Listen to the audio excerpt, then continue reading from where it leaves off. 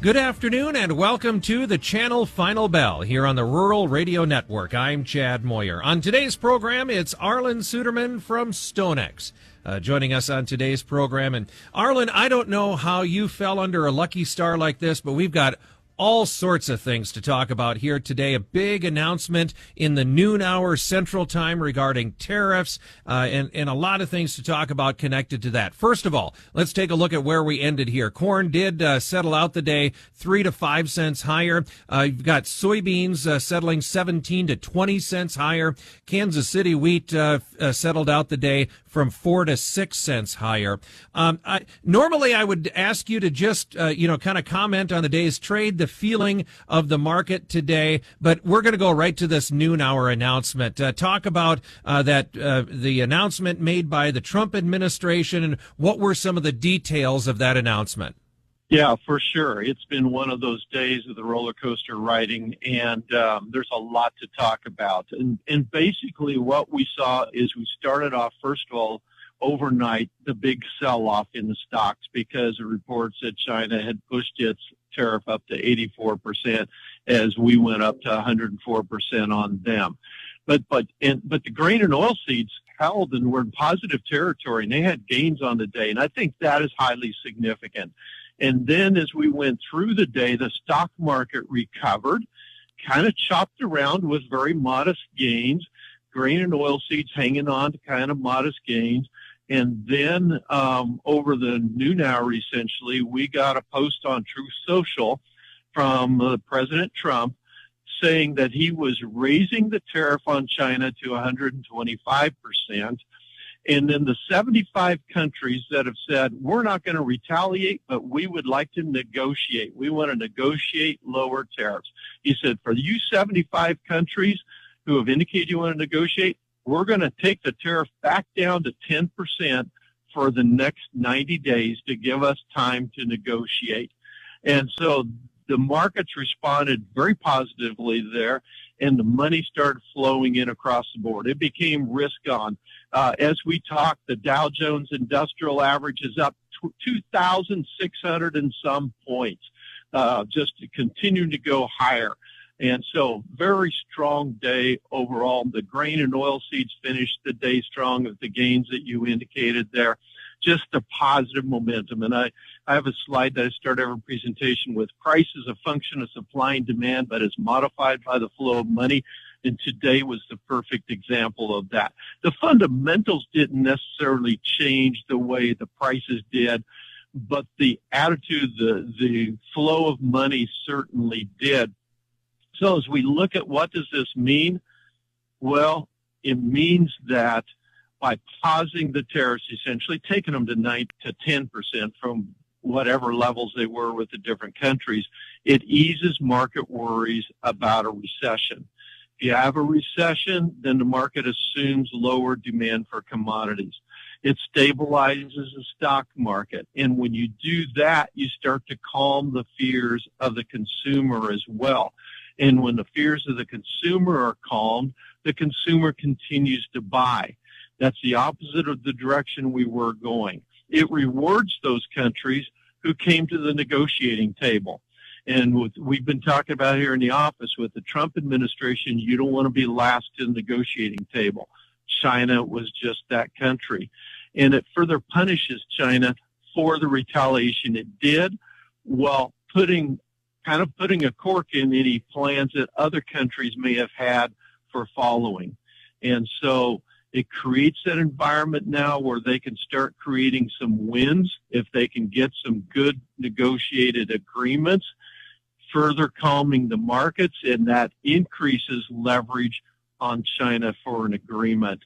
So overall, it's seen kind of as a win-win today. That may change with a headline tomorrow, but for today, it's really seen as a positive.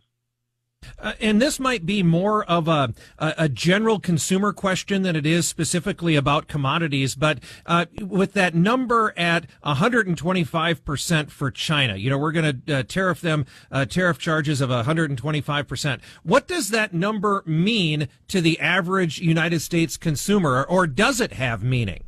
Yeah, great question. 125% means the trade is essentially shut down. 104% meant that trade is essentially shut down. 54% meant trade is essentially shut down.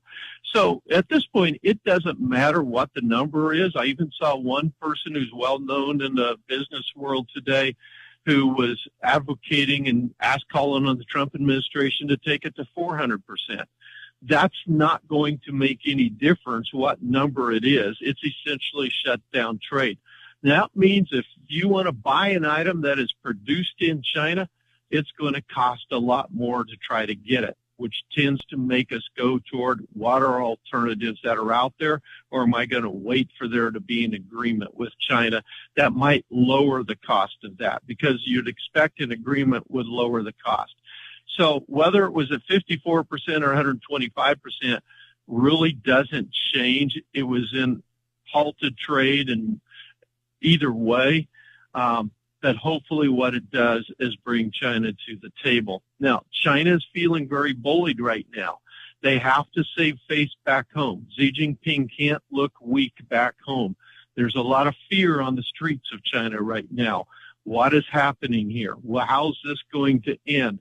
So President Trump needs to give Xi Jinping an out in the negotiation to save face while negotiating. All right. Well, just those 2 points brings us to the break point of the channel Final Bell. We're going to come back and talk a little bit more about the commodity market's ability to kind of insulate itself from some of these things. And again, we still do have some other fundamental things to talk about. We'll hit on those and more. Stay tuned. The second half of the channel Final Bell is coming up here in moments on the Rural Radio Network.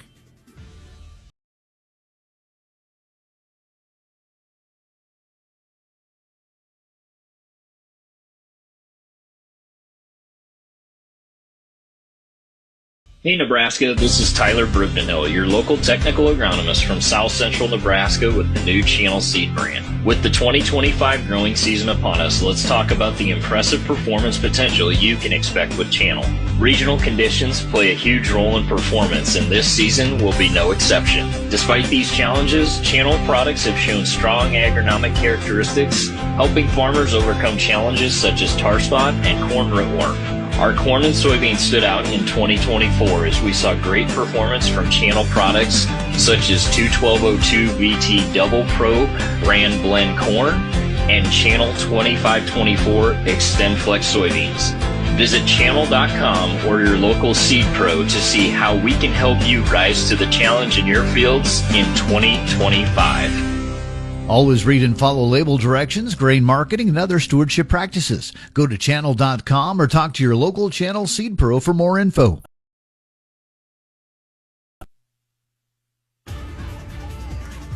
Welcome back to the channel Final Bell on the Rural Radio Network. I'm Chad Moyer, again joined by Arlan Suderman from StoneX, and I would say a very atypical Final Bell with some of the things that we're talking about here today. You made mention with the Trump trade announcement today, and all of the chaos and the upward movement that it generated, the commodities, it seems like, and correct me if I'm wrong, but the commodities are somewhat insulated from some of these big swings that we're seeing in the other markets. Why is that, Arlan? Well, if you look back at 2023, 2024, and thus far 2025 at all the different commodity sectors, the grain and oilseed sector has really been hurting. It's been the poorest performing sector of all the commodities over that period of time. And so we've seen signs of really over the last 6 months that the managed money was looking at the grain and oilseeds as perhaps the next place to go with their money. But then when the talk of tariffs hit earlier this year, that kind of dropped and they started shorting or selling off the grain and oilseeds once again. But as this trade war kind of unfolded, we saw corn prices hold and even rally on Thursday and Friday at times. And that caught a lot of attention. When bearish news fails to break a market, you have to take notice. And a lot of people took notice. And then wheat joined corn, and then soybeans joined. And then it's like the money manager said, you know, if we're going to be in a trade war, food-based commodities may be the least likely to have retaliatory tariffs on them. Now, China did put retaliatory tariffs on them, but they had largely cut off buying anyway. They hadn't bought much of any corn from us in the last year, much wheat or grain sorghum in the last 6 months, actually longer than that. And so they had largely been moving away from us anyway. So the money started buying those grain and oil seeds. And then when you look at some of the fundamental strength beneath them, that kind of helps the story.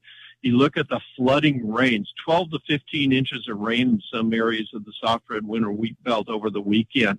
Soft red winter wheat does not like wet feet. It's more vulnerable to those disease problems than even hard red winter wheat is. And so that risks the crop that's in the ground now. About a quarter to a third of the plains hard red winter wheat belt missed out on the rains that recently fell. And the whole belt pretty much went back into, at least the major portion of the growing areas, went back into a drier weather pattern. Similar thing happening in Russia as well. And then you look at corn, the fact that Brazil is going to see half of its winter corn crop, safrinha corn crop, pollinate in the last half of April, with the rest of it shortly thereafter. Very narrow pollination window. And their forecast is leaning dry.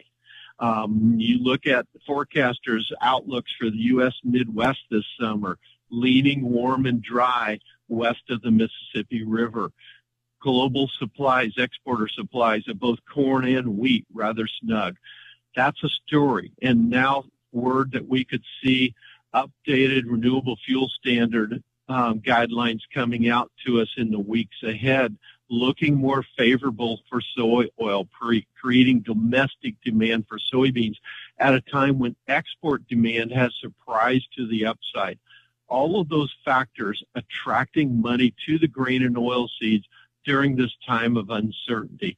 That's not saying how high they may go, but it is saying that they're getting a lot of tension right now from the outside. Arlan, just as we kind of wrap up here, we've been preparing for a WASDE report. It comes out tomorrow, and it's probably, sitting there waiting, thinking that it's chopped liver or something like that. But is there something in tomorrow's report that you'll especially be watching as you incorporate those acres numbers and, some of the usage numbers that you were talking about? Yeah, and I'm glad you brought that up, because one correction, they will not incorporate those acreage numbers until the May report, but they will incorporate stocks. But the big thing is, what do they do with South American production estimates, and what do they do? I think the number one number that could either cancel everything I just said or add momentum to it is, what do they do with corn exports for the current year? Do they significantly increase them, as I think they will? Or do they disappoint once again? And then to some extent, what do they do with soybean exports as well? I think those numbers are part of the key on whether we build on this momentum or we kind of kill that enthusiasm. All right. Again, we've talked about a lot of things, and it was certainly a headline day today. If folks would like to follow along with what you're doing, Arlan, how can they see what's going on over there at StoneX? Oh, it's StoneX.com, or you can follow me on X, formerly Twitter. My handle is ArlanFF101. All right. As always, great insight. Thank you so much for your expertise here today. Again, that's Arlan Suderman with StoneX on today's Channel Final Bell. Do remember, trading of commodity futures and options does involve a substantial risk of loss, might not be suitable for all investors. That is today's Channel Final Bell. It's brought to you by Channel and your local dealer. I'm Chad Moyer on the Rural Radio Network.